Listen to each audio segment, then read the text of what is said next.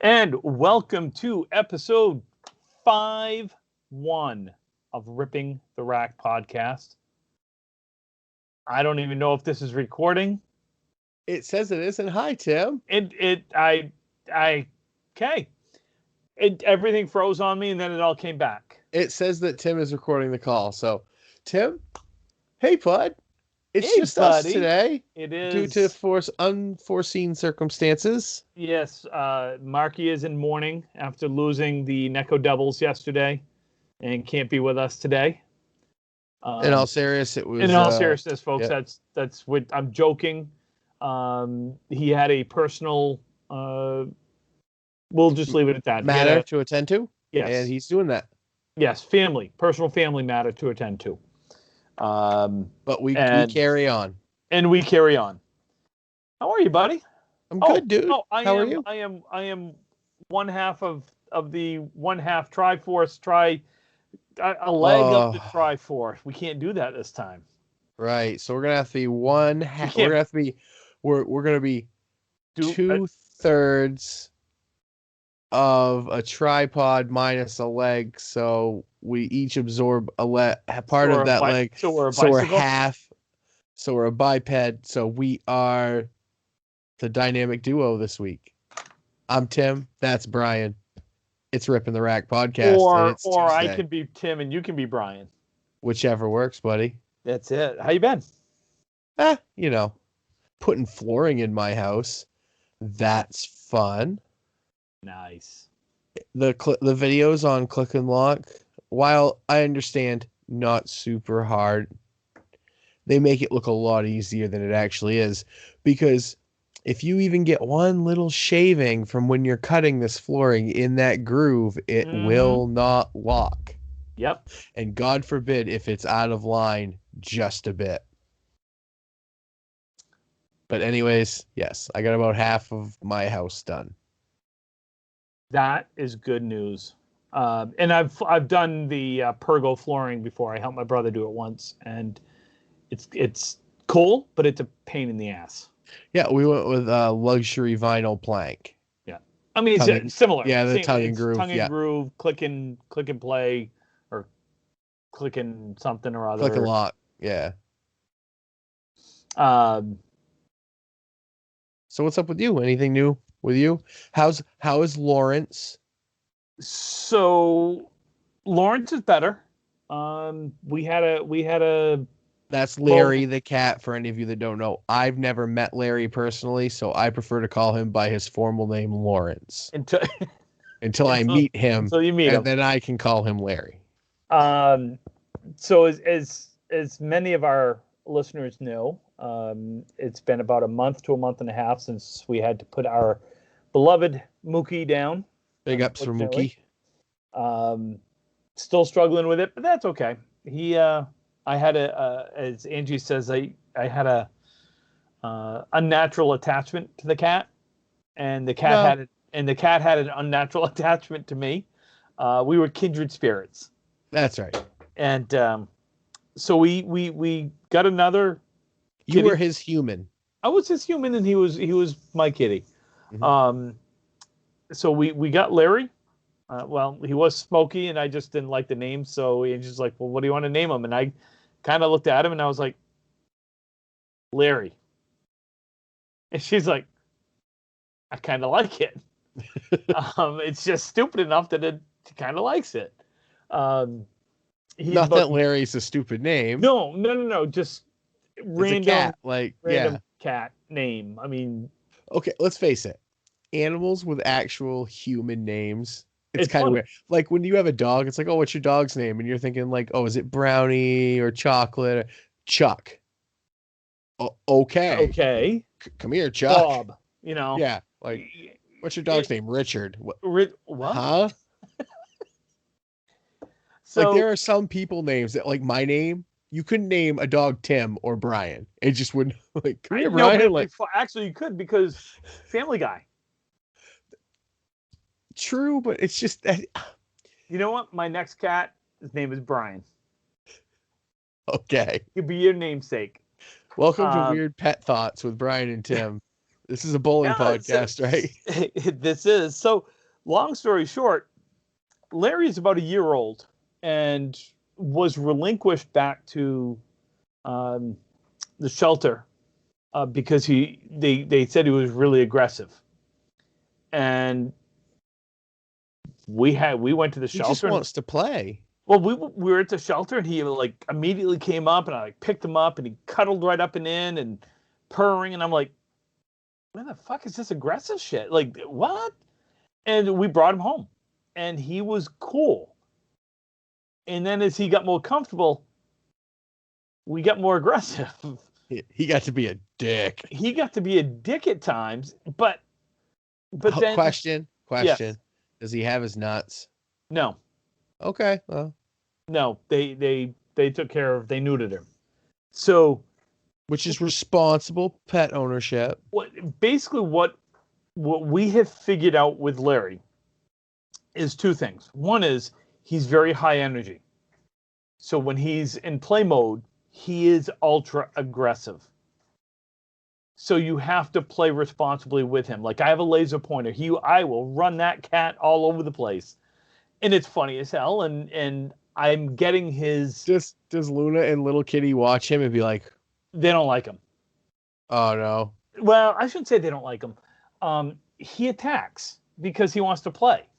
So he'll well, none of that. Well, the funny thing is like he'll sneak up and he'll go to pounce and they'll turn and hiss and he like comes to a dead stop and jumps straight in the air and backs off. Like, okay, just kidding. So they're getting better. So the cat's you. Yeah, I guess. Like when Tim's like hyper, he goes extremely hard, and then when he's tired, he's a grumpy dick. Yeah, but when he's tired, he just sleeps and he cuddles. That's what you would choose to do if you could. Like speaking of podcast producing pussies, Luna just jumped up being chased by Larry. Oh. So Luna goes high. Larry can't jump up as high as Luna. Oh. But he's going to climb. Anyway.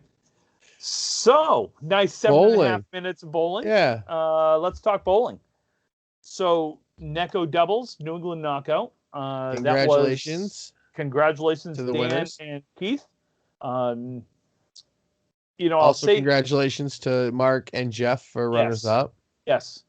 I think we've talked about this in the past. If you were going to look at the list of names and the list of teams at the beginning, there are teams that you would say, absolutely, I see them going all the way to the finals. Baker and McKinley, things like that. Dude, this is the March Madness tournament. That's what these are. And that's what's so cool about this, because Dan and Keith got hot at the right times. Mm-hmm. If one was, and I think Bob Lee, who commentated on this yesterday when they went live on Sunday, made the comment that they complemented each other in the aspect of when one went low, the other went high. Mm-hmm. And so they balanced it out, so they were never obviously out of a match because they won every match they were in. But they never got so far down that they had to go crazy to claw back out of it. And to me, that's the cool thing about these types of matches, because you're not going to sit back and go, I'm trying to think of some of the teams you had, and I'm drawing a blank. Played you and Nick. Nate, sorry. You lost to Nick. I lost to, we lost to Nick and Joey Lister. You had Mark Carrier and Chris Merrill. Yep, Carrier and Merrill. You had Baker and McKinley, Bovair and Jimbo. Mm-hmm. You had some on paper, some people that you were like, okay, yeah, I have them winning. I have them going X amount. No knock on anyone else. It's just the body of work of some of these bowlers, So it's cool. I'm happy for Dan. I'm happy for Keith. What a huge triple. I don't know if you watched it. Oh yeah, that was a mammoth I mean, triple. that The last one disintegrated. He hit the head pin and I'm just vaporized. Like the rack just went. It was a nut crushing triple at the right time. At the right time. And it took all suspense out of that match. And he said, Keith had posted it on his Facebook, and he said it's the coolest thing he's ever done in bowling. Yeah. And yeah, I kind of got to agree. That's pretty fucking cool. Because that last one was just ignited. So congratulations. I can't, I really enjoyed the tournament. It was cool. It was fun. They had some great matches. I love the fact that people are streaming these matches. That's the best part of bowling in the pandemic. Honestly, one good thing has come out of the pandemic for bowling. Two things. It's people's love has returned to the game. And two, Facebook has proven and YouTube has proven to be a place where we can watch all kinds of bowling in an era where TV shows don't exist. Yes. This is kind of on-demand bowling because for a while, and I think it's going to keep going this way, I bet you in 6 to 8 months when leagues kick back around, there's going to be bowling on YouTube every night of the week. You'll be able to watch some form of Candlepin every night of the week, and it's going to be great. I think so. So two things.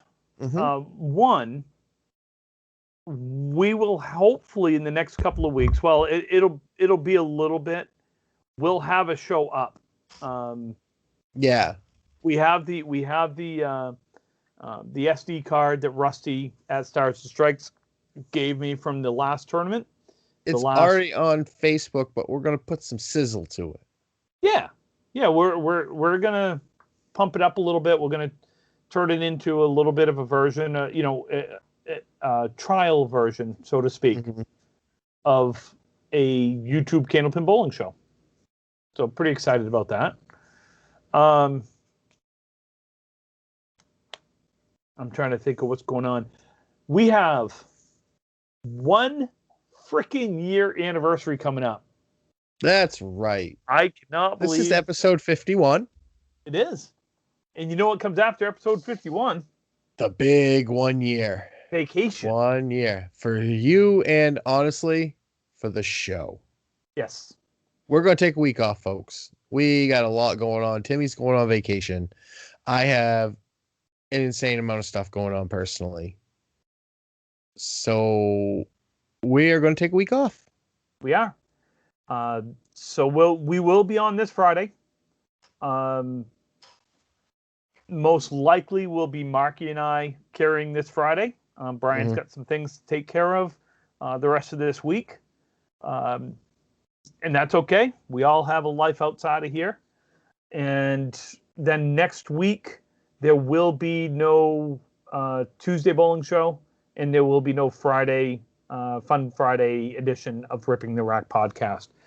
We will return on Tuesday, May 11th, I believe, is the date, if I'm not mistaken. Yeah, yes. I think so. Yep. So before my wedding anniversary. Yeah. Yeah. So Tuesday, May 11th, we will have our 52nd episode. We will just be a week late of getting that up and on. So you have 2 weeks, folks, to send us questions, comments. Yes, Calvin. Yes, Calvin. Questions. Legitimate questions, not the questions that I received, like why is Calvin such a dick? Which we did receive a couple of those questions. Which is self-explanatory. He's not a dick. You just drew the dick out of Calvin. Well, this is what I try to say. Calvin doesn't give a shit what people think about him. Calvin's going to tell you the truth, whether you want to hear the truth or not. And if you're not prepared to hear the truth, you may not want to listen to Calvin. But I got to tell you, that's actually one of the reasons why I like Calvin. Because he's going to tell me the truth. I know I'm not going to get bullshit around him. We'll bullshit with each other, but that's in a joking... Right. Like the fact he's a good bowler. Oh, man. Is he? I think so. I think he's not as good as Corey. I think Calvin's overrated. I mean, if you want to right. rate people, No, I mean he's not as good as definitely Corey. he's definitely not as good as Corey I mean Jones. Smith either. I know. I Which, by mean, the way, and he's congratulations to probably Tasha my and Corey. yes, 1 month congratulations. old little man is very cute. Yep. Yep. Um, so a couple of questions that we will get to today. Mm-hmm. And Calvin. I will say that Adam is correct. I'll never not laugh at someone punching the 1-5 in league play or small tournament. LOL. Brian did punch the 1-5 in league last week. I will admit I did start laughing. It was funny. It was funny because it was the first time I did it. And the reason it's funny is because someone had chose to laugh when I did it the week prior, but it was like the 4th or 5th time it had happened in the night. And I was a little frustrated, and I may or may not have stared through that person's soul. May or may not would be the right way of looking at. Did you say licking that? Looking at that. Okay, I thought you said looking. Carry on. I don't think that's it. Let's rewind that. Did I say looking that? I don't know. You'll have to hear it on Tuesday morning on Spotify. Because that would be or Anchor Breaker, Google Podcasts. That would be really, really weird. Okay, so we answered that question. So I do have a question here, and it's kind of a two-part question, and this is going to take us a little bit to answer. Ooh, two-parter. Yep. What do you see as the difference between Canadian bowlers and American bowlers with respect to team events? And the second part of that is, does that translate to 10-string single tournaments, singles or doubles tournaments? So I'm gonna let Brian go with this one for a sec. Which part? First one. What do you see as the difference? Okay, here's the short way, and then I'll explain it. They actually fucking like each other. So that's the short version. Sometimes in America, we decide that even though we don't like some people that we bowl with, we bowl with them because we think it gives us a better chance to win, which on paper it does.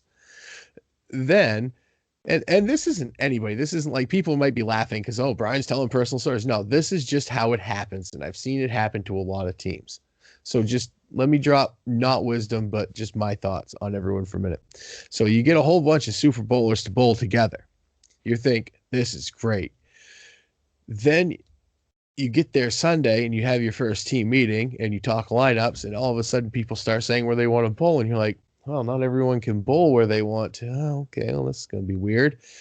Then you're like, okay. And then you go to, you have your first, you have the singles, and you realize, oh, no, nobody's cheering for me. They're all cheering for those guys. Like, okay, well, kind of awkward still.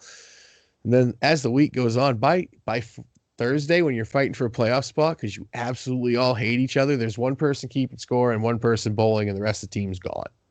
And you don't see that with Canadian teams. You don't. The reason A+ is so fucking good is because they all genuinely like each other, and they don't give a shit if nobody likes them because they like each other. So that's part one, the explanation. You, Tim? I was thinking about being a little bit more diplomatic in my approach. Well, honestly, I didn't name drop anything. I didn't say anything. Lord knows there's enough fucking stories, but is that an incorrect statement? On the American side, sometimes there are your rare teams, you guys on price flooring, a few years with us on main event, the year you guys won it in Halifax in 2001 on main event. It's chemistry wins that tournament. So yes, if you're talking worlds, Mm-hmm. chemistry plays a huge part, as does good bowling. I Well, mean, come you on. can't. I know. What I'm saying is, A bunch of 110 averages. I don't care if they're best friends and they're they'll not die gonna. for each They're other. They're not not gonna going to beat. win. No. But you get a good Um. mixture of 120 to 125 guys that like each other and want to win for each other. So here's my take on 28 years of 29 years, 28 years of bowling in the worlds. This would be year 29 if we had it last year. Truly had the worlds. Mm-hmm. This would be coming up on year 29 for me.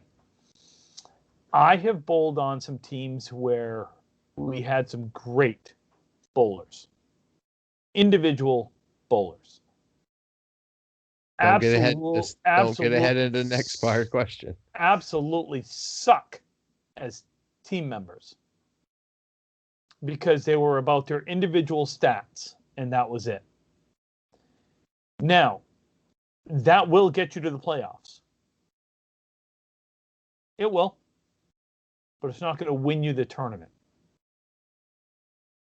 Canadian bowlers, from what I've seen over 29 years, yes, there have been some teams where they didn't like each other. Absolutely. There have been. You have seen some teams implode for whatever reason. Rarely on the Canadian side. Normally you might have one bowler leave, another guy just doesn't go or something like that, and they pick someone Right. else up. On the American side,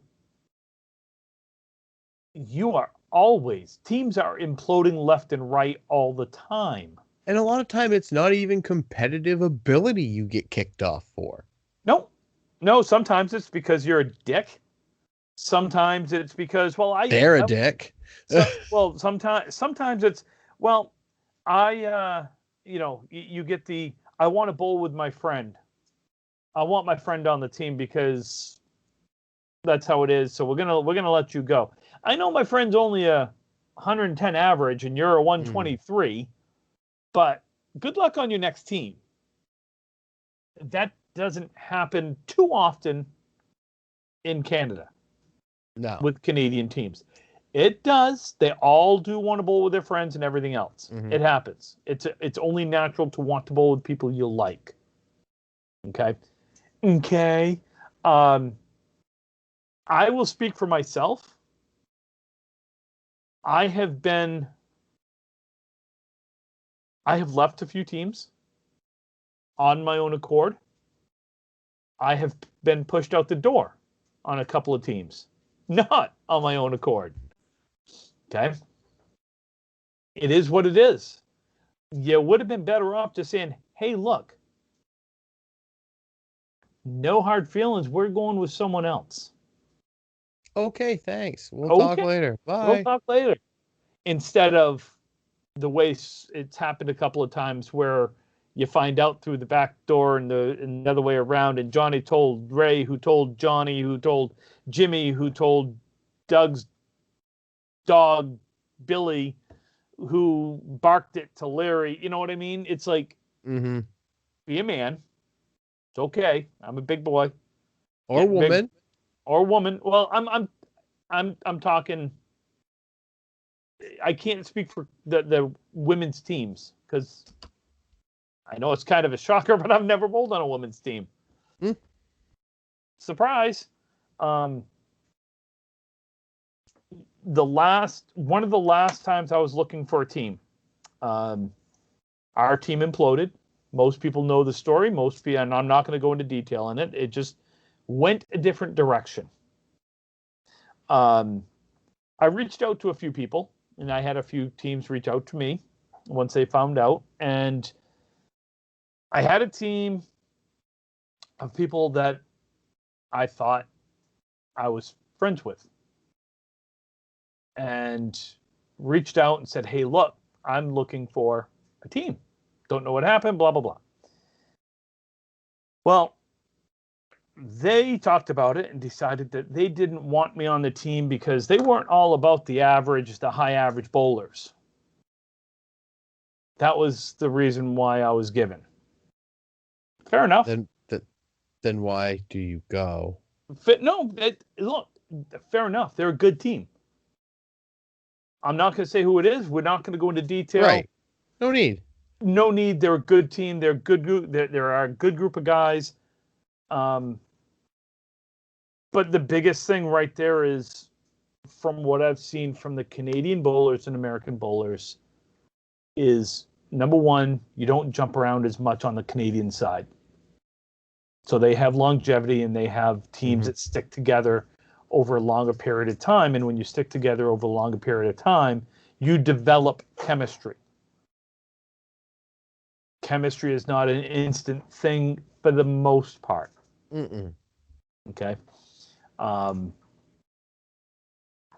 You and I have bowled on some teams together that may not have had instant chemistry. Not only in the Worlds, in other tournaments. In other tournaments, there is that chemistry that's developed over a period of time, of which you and I have had to do that over a period of many tournaments and many years. So I think that, to me, that's the biggest difference between your Canadian bowlers and your American bowlers. Is they're willing to give things time to develop that chemistry versus the American side, which is always looking to. I mean, the Canadians are like changing a piece a year. Yeah. They're not just gutting entire teams to pick up 4 or 5 people. Correct. Which is what I see. You see changes on both sides. You just see bigger changes on American sides. Yep. Short of a couple of teams, no. Right. Like, I'll Lucky doesn't change a lot. Maria's doesn't change a lot. And let's stop right there. Those are your two of your best American teams. What's the common thread? The song remains the same. Yes. And they both teams have guys that like each other. They get along.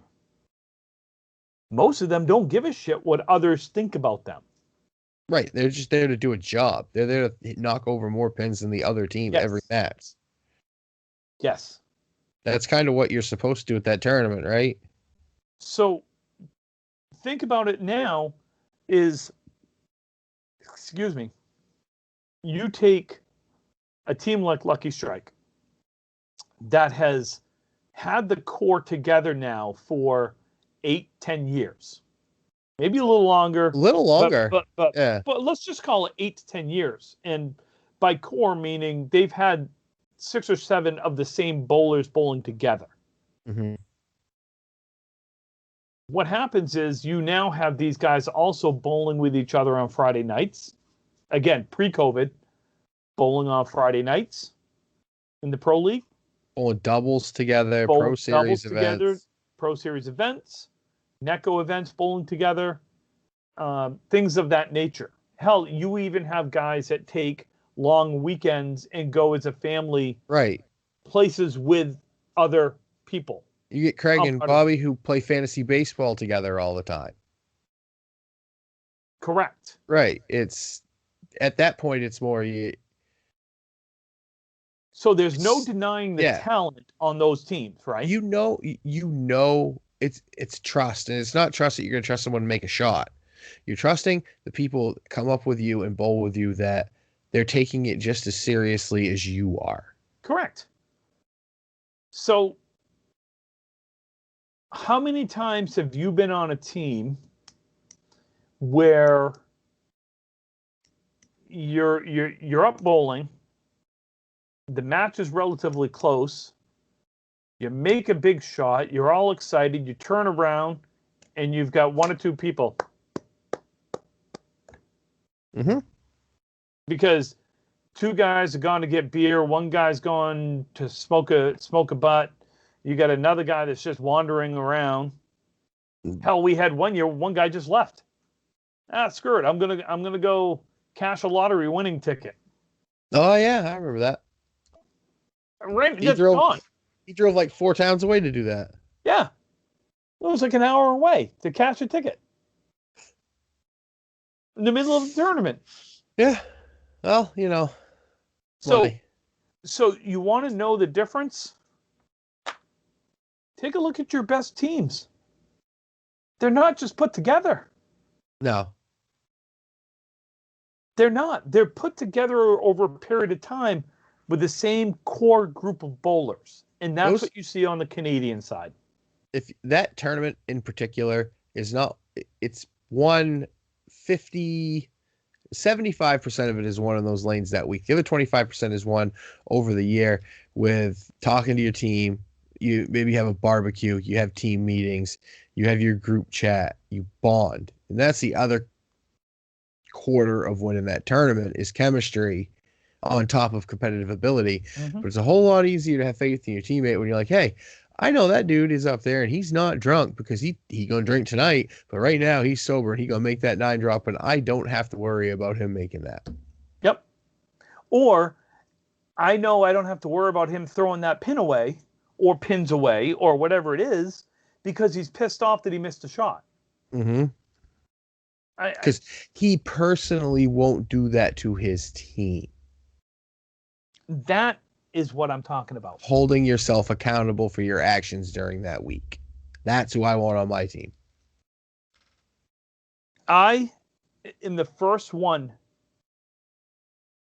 to call myself out about the type of teammate I was many, many years ago. I am. I'm the first one that will tell you I was about my stats. Didn't care how the team did. I just threw a 400. Well, the team lost 6. Yeah, but I threw a 400. Yeah, but the team lost 6. And you threw 2 pins and you threw a shot away because you were pissed off. Or so-and-so couldn't bowl because they were drunk.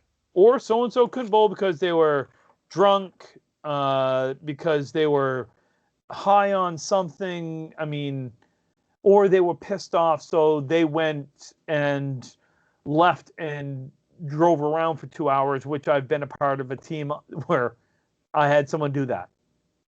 They were so pissed they left the bowling alley, came back 2 hours later and was like, "Hi, what's up, guys? Where the fuck have you been?" "Oh, I went for a ride." Well, cool. Keep going for a ride. Bye. So you ask, Brian and I answered. Now the second part of that's interesting. What do you think, Brian? Does that correlate now into 10-string tournaments versus team events? No. There's a special breed of bowler that can do both. That can bowl. That's a good team bowler and a good singles bowler. They're few and far between. Your premier singles bowlers, they can be great team bowlers, but they are elite singles bowlers, and that is a different breed of bowler to be an elite singles bowler. You need to have a chip on your shoulder if you want to be amongst the elite singles bowlers. You have to walk in and go, who's bowling for second? I'm not scared of anybody. I'm going to make every single goddamn shot up there. And not care how you do it. You just do it. So, is there a difference between, and I don't know how to word this, so I'm going to try to talk it out. Is there a difference between your American bowlers and your Canadian bowlers when it comes to 10-string tournaments, singles or doubles? And I guess what I mean is, it's hard because It's hard because the Canadians don't bowl 10 stringers. That's what I mean. Do you feel that the Americans in this format have the advantage because that is primarily what we bowl on this side of the border, versus a team event, which is primarily what the Canadians bowl on their side?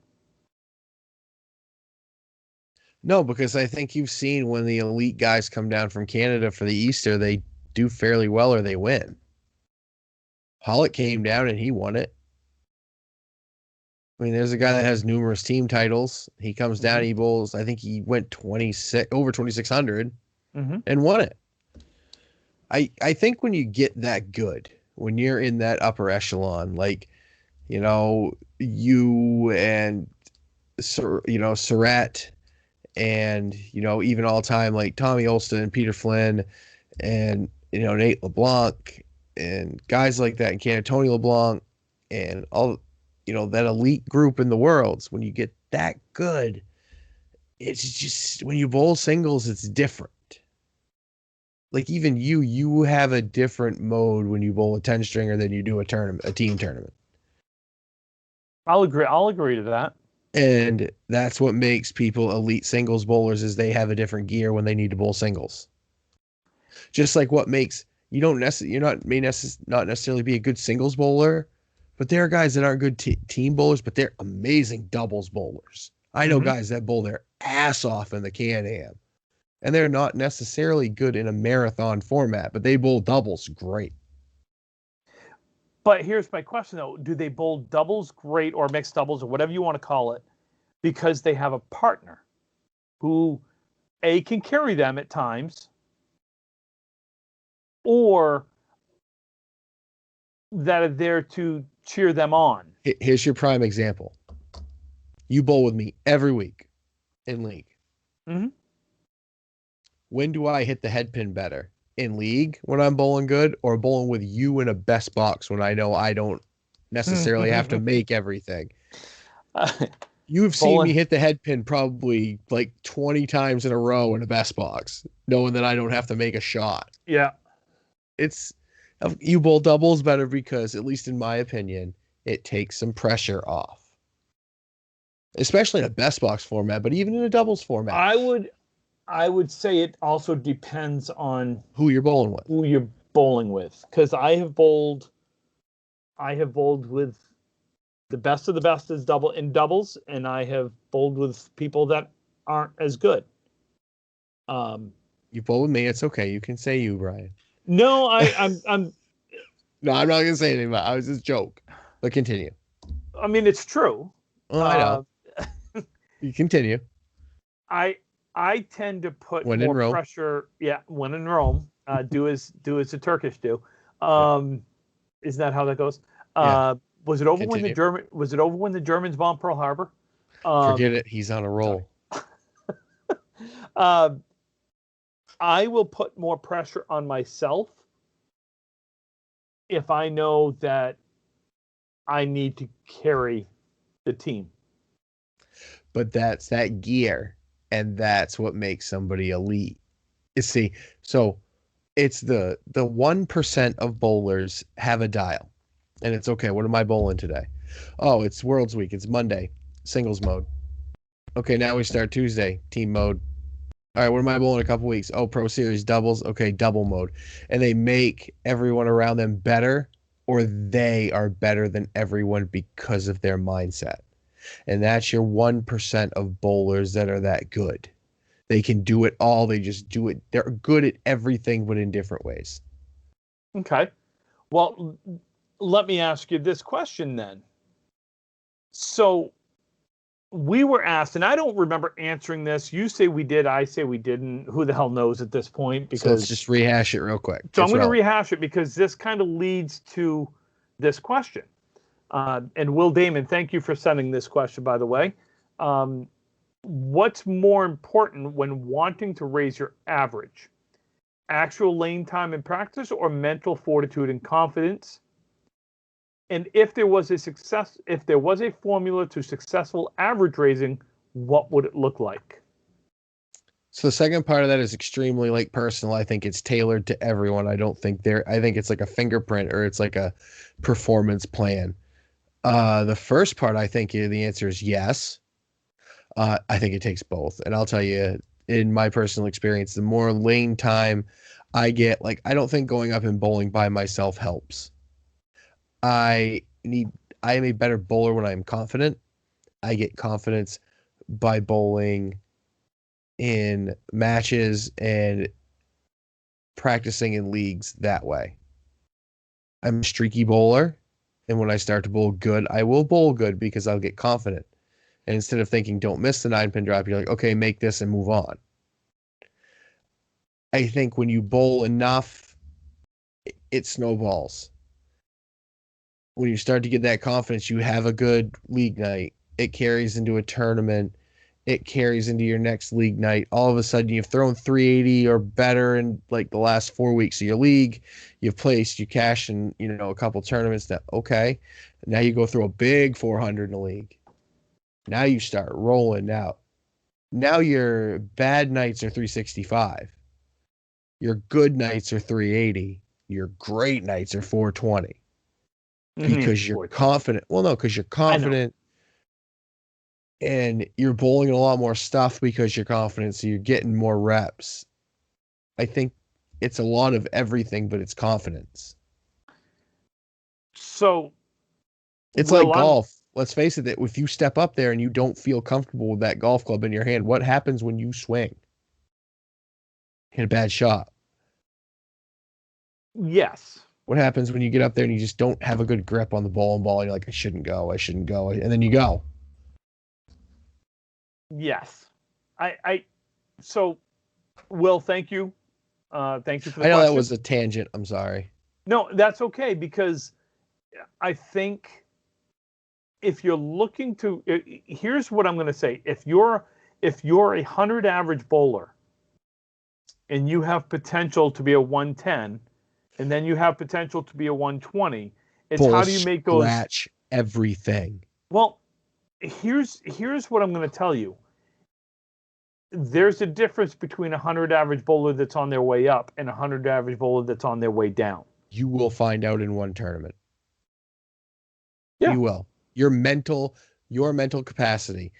Just if you are a 100 average bowler, the next time the Pro Series has a singles event and it's a 5-string knockout, show up, know the rules and stuff. Don't be a jackwagon. But if you're a 100 average bowler and you want to say, hey, I want to take this seriously, go pay your money, bowl the 5-string. You will quickly figure out with the people around you if you are mentally cut out to bowl in something professionally. I'm going to say this. If you're a 100 average bowler and you're trying to increase, it's lane time and practice that's going to do it. I think it's also bowling against way better people. Well, than you. here's what I'll tell you is when I was a 100 average bowler, I would go down to the bowling alley at Oxford Hills, and I would either bowl Russ or Russ would have me work, and I would just throw. Which, yes, not everyone has that opportunity. I know, and this is what I was going to say. To me, it was that beginning lane time that I took. I didn't care what I scored. I just learned how to throw the ball consistently from beginning to end. And then I learned how to play shots. And I would try shots differently because I was the only one in the bowling alley. That's what I do in league warm-up. Like, I'm not warming up per se. I'm like, okay, working on shit and warm up. Yeah, but I mean, that to me, that's going to give you that mental fortitude and the confidence. Is the more you see something, it's the more 9-pin drops you get, the better you're going to be at making them. The more splits you see, the better you're going to get at making them. And here's another thing. Or at least picking your pins enough so you'll learn. If I'm looking at a spread eagle, I can tell you right now, I can count on one hand in 30 years of professional bowling how many times I've tried to make that shot because I had to make that shot. One or two hands. Most of the time, I'm not trying to make a spread eagle. 3 on either side. Get your 10. Get my 10 and move on. Okay. If I make it, cool. That's great. But very rarely am I trying to make that. Now, you give me a 2-1, that type of thing. Yes. The 5-7 or the 5-10. Yes. I'm obviously trying to make that. 7-10. Oh, fuck that. I'm not trying to make it. I'm trying to get a 10 and not be pissed off. Exactly. And here's the other thing. When you practice more, you're supporting your local alley, which, let's face it, we need to support bowling alleys. You go in, you practice, you support them. And if you're just starting out, you get to know the people that work there. Maybe you get to know the owner. He works there. Hey, man, you're in here a lot. We need a spot. We need an extra bowler for a small in-house tournament Saturday. You want to bowl? You ever done a tournament? There you go. and then you get Yeah. your foot in and you meet some people. Yeah. So to me, the formula to successful average raising is it's very individualized because everybody is different when it comes to how they perceive themselves to get better, or not perceive, how they know themselves. So Mhm. they know. They know what's going to be beneficial to them to increase their average and their confidence. Correct. For me, I can't bowl more than once a week. I am not the type that could And you're bowl not going to 3 go in weeks. and practice every week religiously. No, I will go in before the Worlds. I will go in before the mixed Worlds. Throw So five. couple weeks. I'll do it for a couple of weeks.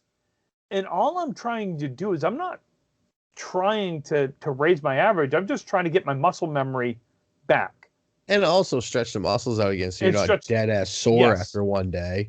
yes, and I'm trying to stretch out, things like that. So,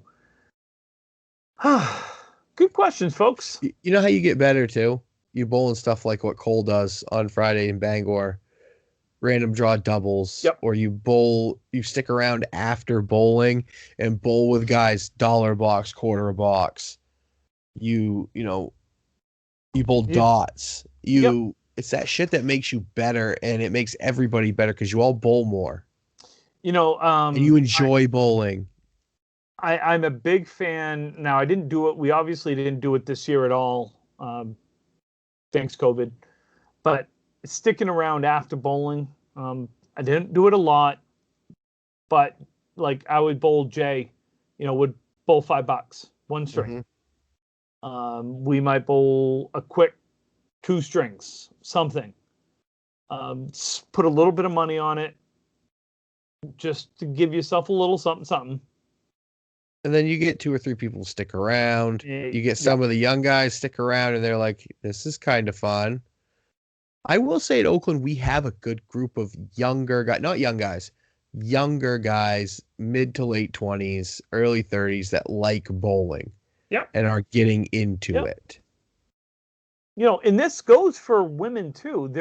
Yeah. What we're talking about is it is the same for women that it is for men. It starts with repetition. It's doing the same thing with the first ball that you do with the 10th ball that you do with the 100th ball. Craig Holbrook. He's the Same definition of repetition when he throws the ball. Yeah. I keep the same speed on the ball from the first ball to the third ball of a box. I'm not one that changes speeds. Never believed in it.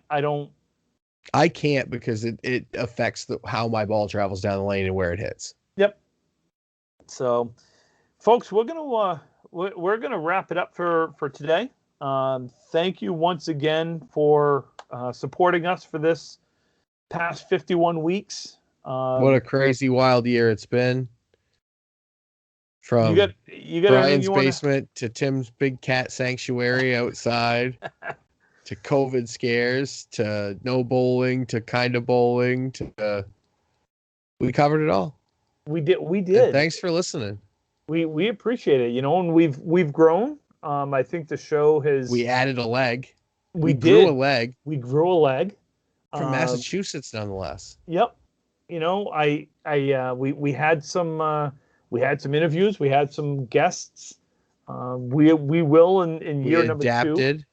Yeah, in year number 2, I do envision obviously more guests. Trying to figure out the best. If we ever get back to a traditional Worlds format, back like the olden days, as much as we can, I would love to do some after ripping the rack post day, or after day, and in the lobby of the hotel, guys come in, quick interviews, talk about the day, what they need. That'd be cool. That'd be fun. Like Bowling Center. Yeah. Sports Center for bowling. Bowling Center. Bowling Center. So thank you again, folks, for listening, for watching, for interacting with Brian and I and Marky. Thank you to Marky for joining us. Agreeing to join Thanks this crazy thing. in Canada that listens to us. Thank you to the folks in Germany that listen to us. Where else are they listening to us? Turkey. We do have a couple of folks in Turkey. Thanks to the Russian bots for the Russian entertainment. Bots are fun. We do have some folks in Asia, both Japan and Korea. I am going to assume that they are on some sort of naval bases, American naval bases. And thank everyone who is a service member for their service and listening.